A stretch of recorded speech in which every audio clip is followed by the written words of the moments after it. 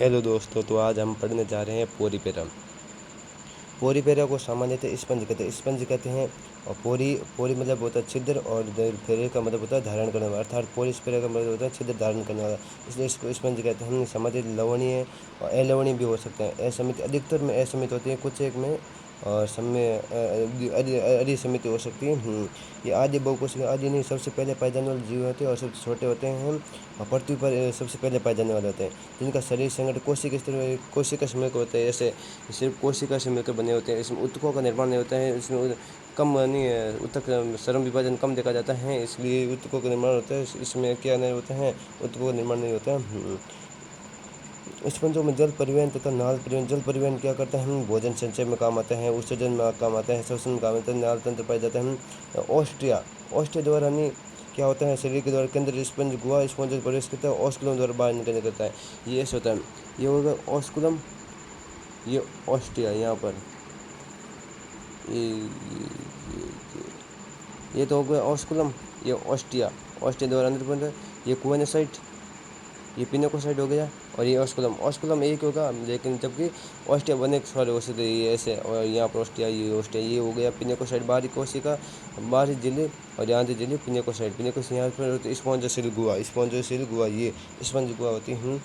प्रवेश करते हैं बड़ी तंत्र, ऑस्कुलम द्वारा बाहर निकलते हैं। परिवहन तंत्र का बड़ा स्तर। जल परिवहन क्या करते हैं, भोजन जमा करने में काम आता है, श्वसन में और उत्सर्जन में भी काम आता है।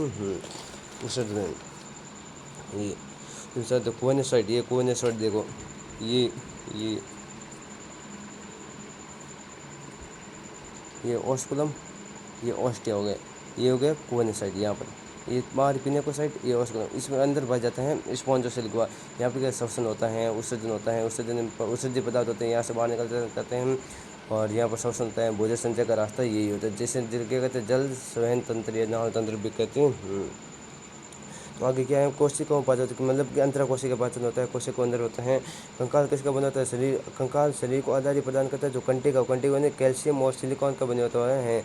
स्पॉन्जोसिल तंतु को देते हैं अस्थियों का कंटिका और अस्थियों का भी हो सकता है। स्पंज प्राणी में नर व मादा पृथक नहीं होते, मर्द मतलब कि एक होता है, नर या मादा एक होते हैं, एक में होते हैं। उभयलिंगी होते हैं या द्विलिंगी या उभयलिंगी, दोनों एक ही हैं।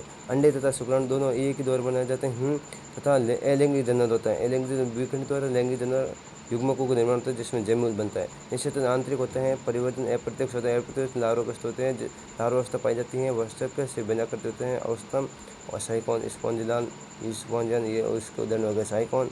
ये स्पॉन्जिला होता है, सरल फ्रेश वाटर पाया जाता है। और ये स्पॉन्जिया और ये इसमें जैमूल सिर्फ इसमें बनते हैं। स्पॉन्जोसिल में जो लवणीय होगा उसमें भी जैमूल बनेगा, लवणीय में नहीं बनेगा। इसमें लैंगिक जनन होता है।